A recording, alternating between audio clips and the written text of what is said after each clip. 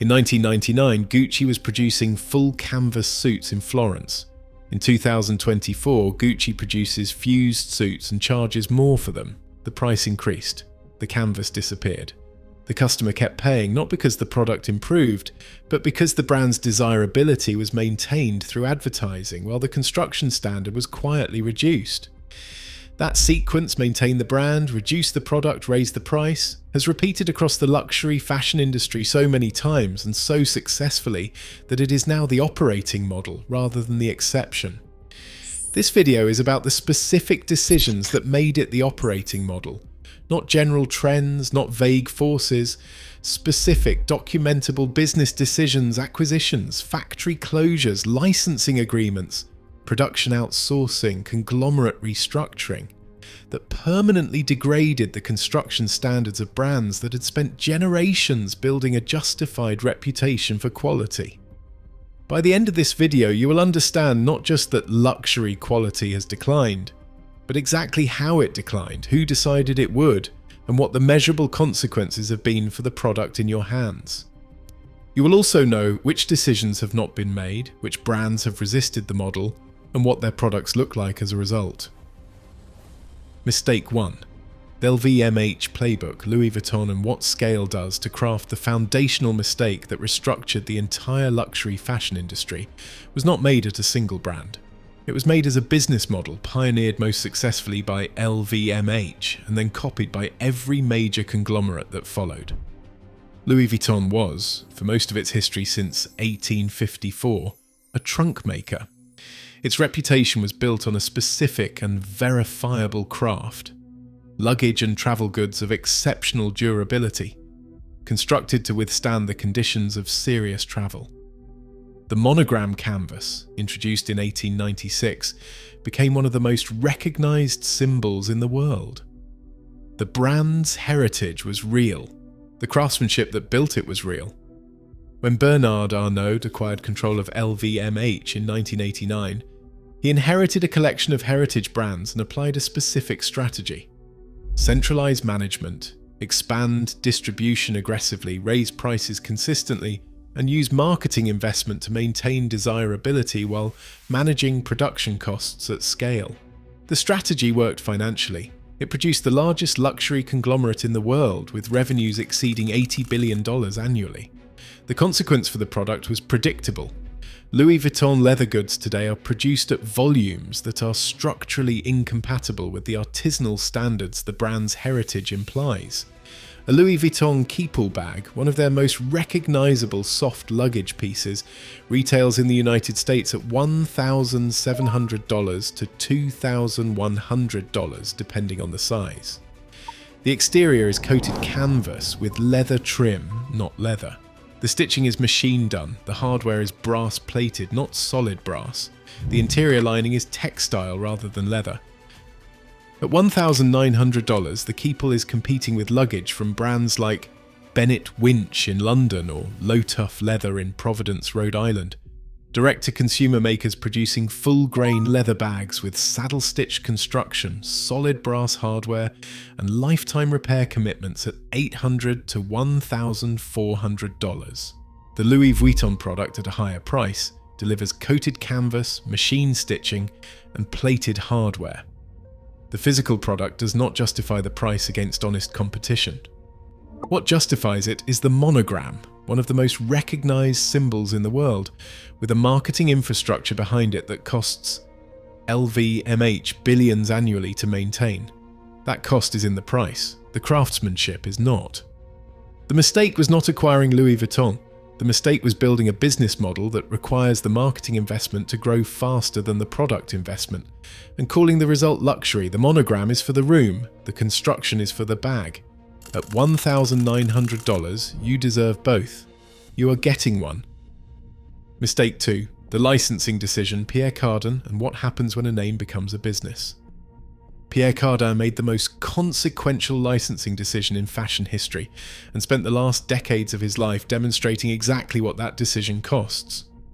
Cardin, a genuine creative innovator in the 1960s and the 1970s, pioneered the licensing model in fashion, selling the right to use his name on products manufactured by third parties, collecting a royalty on the resulting sales. By the 1980s, Pierre Cardin had licensed his name to an estimated 800 products in 140 countries, including frying pans, sardines, cigarettes, automobile seat covers, and buried somewhere in the list, clothing. The result was predictable. A name that once meant avant-garde fashion vision came to mean nothing about the product it was attached to. Pierre Cardin chocolates, Pierre Cardin bathroom tiles. Pierre Cardin branded items in airport gift shops at price points calibrated to airport travellers rather than fashion customers. The brand's desirability, which had been the entire basis of the licensing value, was consumed by the volume of licensing it generated. Pierre Cardin is the cautionary extreme, but the licensing model he pioneered runs, in less extreme form, through the majority of American designer menswear. A significant portion of what is sold under designer names in department stores, such as dress shirts, ties, dress shoes, belts, and accessories, is produced by third-party manufacturers who license the name and pay a royalty. The designer's design team may or may not be involved. The quality standard is whatever the licensing agreement specifies, which is negotiated based on production economics, not the brand's historical standards. A licensed Pierre Cardin dress shirt sold in a department store retails at $45 to $75. The fabric is standard commercial cotton. The construction is standard commercial shirt construction. The Pierre Cardin name connects this product to a designer whose work in the 1960s was genuinely innovative. The connection is historical. It is not present in the fabric or the seam. The lesson of Pierre Cardin is not that licensing is wrong. It is that a name's value depends entirely on the quality of the products it is attached to. When the name is attached to everything, the name means nothing. When the name means nothing, the consumer is paying for history that no longer exists in the product. The designer's name is on the label. The designer has not been in the building for decades. Know the difference before you buy what is on the label. Mistake 3. The factory closure. Burberry's Castleford decision. In February 2007, Burberry announced the closure of its Castleford factory in West Yorkshire, England. 490 workers lost their jobs. The factory had produced Burberry's trench coat, the brand's most iconic product, for decades. The decision was framed as a business necessity. Production costs in England were higher than in contracted overseas facilities, and the brand's growth targets required margin improvement. The announcement was met with protests, parliamentary criticism, and a public backlash significant enough to receive national media coverage in the United Kingdom. None of it changed the decision. The factory closed, production moved, the trench coat continued to be marketed as a British heritage product. The Burberry website still discusses the brand's English roots, the invention of gabardine, the military history of the coat. The marketing material references Castleford without noting that Castleford no longer makes the coat. The customer reading the brand narrative receives the impression of English manufacture that the country of origin label, if read carefully, contradicts. A Burberry heritage trench coat retails in the United States in 2024 at $2,190 to $2,390. In 2006, the year before the Castleford closure, a comparable Burberry trench coat retailed at approximately $900 to $1,100. The price has more than doubled. The English manufacturing heritage that justified the positioning has been substantially ended. The comparison, a Macintosh trench coat produced in Cumnock, Scotland since 1823, in a factory that still operates, using bonded cotton construction with genuine British manufacturing. Macintosh retails in the United States at $800 to $1,200. The heritage is not archival. It is operational. The factory is running.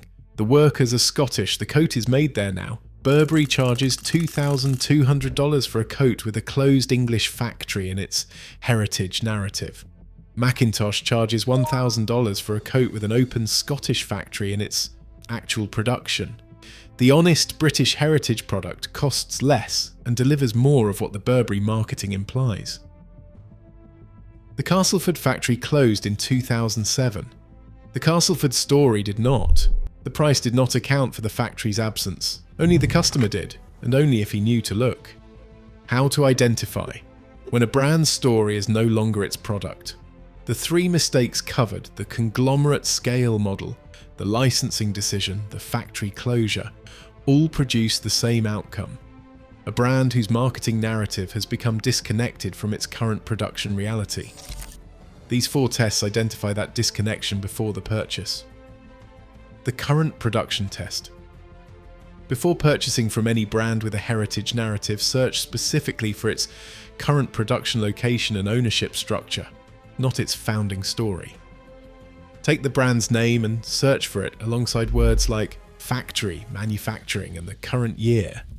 Then search again with words like acquired, sold to, or ownership. Then look specifically for the country of origin on the product's care label rather than on the brand's website. Those 3 searches will tell you whether the brand still operates the production that built its reputation, or whether that production has moved, been outsourced, or been eliminated through closure or conglomerate restructuring. The brand's own website will not typically provide this information directly. Independent reporting, business news, and trade press will. If the brand's founding story involves specific craftsmanship in a specific location, and the current production does not match that location or that craftsmanship level, the heritage narrative is archival. You are paying for history. Decide consciously whether that is worth the price, knowing that the current product does not contain the construction that built the reputation. The licensing transparency test. For any garment purchased from a well-known designer name in a department store or mass retail environment, research whether the specific category, dress shirts, ties, leather goods, accessories, or footwear, is a licensed product line rather than directly produced by the brand. Licensing information is sometimes disclosed in fine print on product pages or tags. More commonly, it requires looking at the country of origin tag alongside the brand tag. If the manufacturer listed on the care label is not the brand itself, the product is likely licensed. The quality standard is that manufacturer's standard, not the designer's historical standard. Ask the salesperson directly, is this made by the brand itself or by a licensed manufacturer? In a store that takes pride in its product, the staff will know and will tell you. In a store selling licensed product under a recognized name, the staff may not know or may not disclose. The uncertainty itself is information. The price trajectory test. Research the price of the specific product you are considering 5 and 10 years ago. Compare that price trajectory to general inflation. The US Bureau of Labor Statistics CPI calculator is publicly available and takes 30 seconds to use. If a brand's prices have increased at 2 to 3 times the rate of general inflation, while its production has moved to lower-cost facilities or been licensed to third-party manufacturers, the price increase is not being driven by improved quality or increased production cost. It is being driven by brand equity extraction, the conglomerate or ownership group raising prices because the brand's desirability allows it, not because the product justifies it. A price that has increased 130% in 15 years while production moved overseas and was partially licensed is not a product that improved. It is a brand that increased its margin extraction while reducing its production investment. The customer is funding both ends of that transaction. The honest comparison test. For any heritage brand purchase above $300, identify the best currently operating equivalent. A brand still producing in the country or tradition, the heritage brand markets under founder or family ownership. At the production standard, the heritage brand claims. Burberry versus Macintosh. Louis Vuitton versus Lotus Leather. Pierre Cardin licensed shirts versus proper cloth made to measure in Thomas Mason fabric. The honest comparison is almost always available. It is almost always less expensive. It almost always delivers more of the product the heritage brand implies. The heritage brand has the story. The honest comparison has the factory. One of those things is still making the product. If you want to know what your clothes are actually worth before you spend the money, subscribe. This channel follows the construction, not the campaign. Mistake 4, the streetwear pivot, when fashion houses chased culture and lost craft. In approximately 2015 to 2020, the majority of major luxury fashion houses made a decision that permanently altered their relationship with their traditional customer. They pivoted towards streetwear, youth culture, and the resale market, pursuing a generation of consumers whose purchasing behavior and product preferences were fundamentally incompatible with the craftsmanship model that had justified luxury pricing. Balenciaga released sneakers priced at $650 to $1,200. Louis Vuitton collaborated with Supreme. Dior released a $1,500 hooded sweatshirt. Gucci produced $800 t-shirts with graphics borrowed from skate culture. The products sold. The revenue was significant. The consequence for the brand's traditional product lines, tailoring, leather goods, footwear built on craft traditions, was dilution. The dilution operated on two levels. First, the production capacity and design attention that had previously gone into craft products was redistributed toward high-volume streetwear items that could be manufactured quickly, priced at luxury levels, and turned over seasonally. Second, the brand identity that had once communicated specific craft values, Gucci's Florentine leather tradition, Balenciaga's couture heritage, Dior's tailoring legacy, was repositioned around cultural relevance and hype, which require the opposite of the patience and consistency that craft production demands. A Gucci GG canvas tote, one of the brand's highest volume products, retails at $890 to $1,200. The exterior is coated canvas. The leather trim is corrected grain in most production.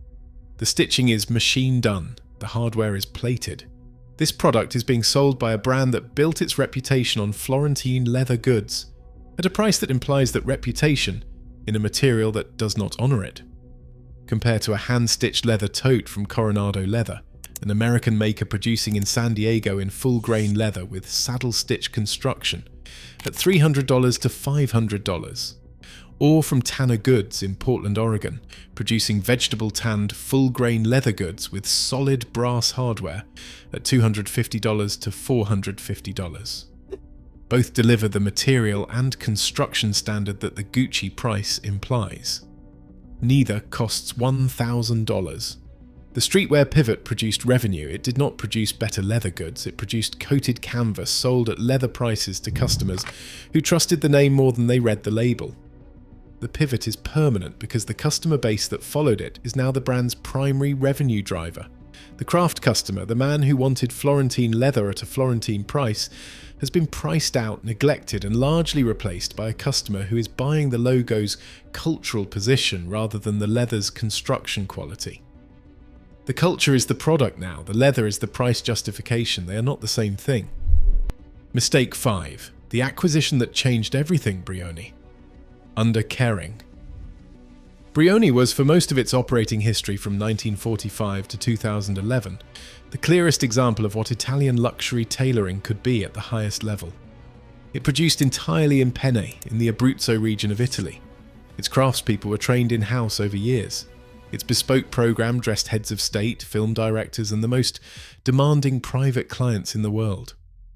Its ready-to-wear was produced to the same construction standard as its made-to-measure. Full canvas, hand-finished, with construction steps that required skilled human judgment rather than machine replication. Kering acquired Brioni in 2011. The acquisition price was reported at approximately $462 million. Kering's portfolio at that time already included Gucci, Saint Laurent, Bottega Veneta, and Balenciaga. Brioni was positioned as the jewel in the tailoring crown, a genuine craft house that would give the conglomerate credibility in the highest tier of men's tailoring. The subsequent decade produced documented changes that the tailoring community observed in real time. Production volume increased, distribution expanded, the price points rose. Some long-time craftspeople departed, a common outcome when conglomerate management structures are imposed on craft operations where individual skill and institutional knowledge are the primary assets. The bespoke program was maintained and remains genuinely excellent. The ready-to-wear line, produced at higher volumes for expanded distribution, is where the compromise is most visible. A Brioni ready-to-wear suit today retails in the United States at $4,500 to $6,500. It is full canvas. That standard has been maintained, but the finishing, the hand-basting and the individual attention that Brioni's pre-acquisition ready-to-wear was documented for are not consistently present at the volumes the brand now produces. The suit is better constructed than most of what the luxury market offers. It is not the product it was when the craftspeople who built the brand's reputation were still setting the standard. Compared to Steed, a Savile Row bespoke tailor operating as a partnership of former Anderson and Shepherd craftspeople, producing bespoke suits starting at approximately $4,500 to $5,500.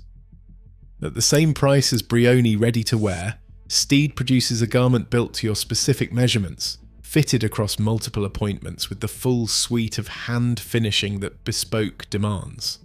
The Brioni suit is made for no one in particular. The Steed suit is made for you specifically. The Kering acquisition preserved the Brioni name and some of the craft. It changed the volume, the distribution and the economics in ways that make the current Brioni a different product from the pre-acquisition Brioni, at a price that does not reflect the difference. The name survived the acquisition. The standard partially did not. Know which one you are paying for. Conclusion. The mistakes in this video are not moral failures, they are rational business decisions made by rational business actors operating within the logic of publicly traded companies, conglomerate ownership structures and quarterly earnings requirements. The LVMH scale model worked financially. The Cardin licensing model generated revenue at enormous scale. The Burberry factory closure improved margins. The streetwear pivot captured a new generation of consumers.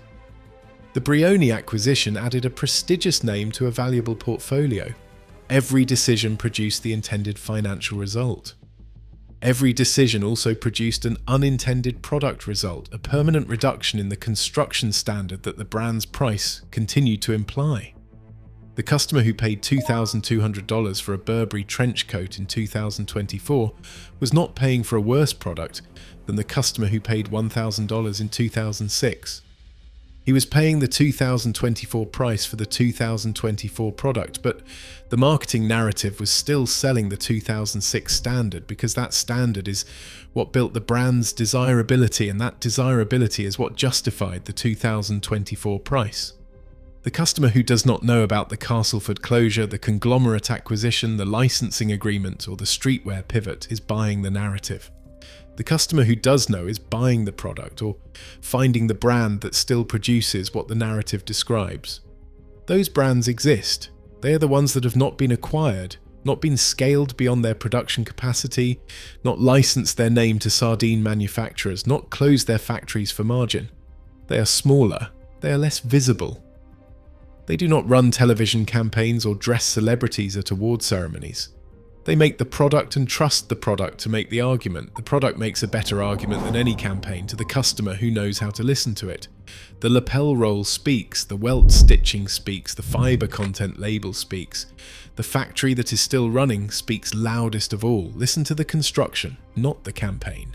The label tells you what the brand wants you to believe. The seam tells you what was actually decided in the boardroom. Read the seam.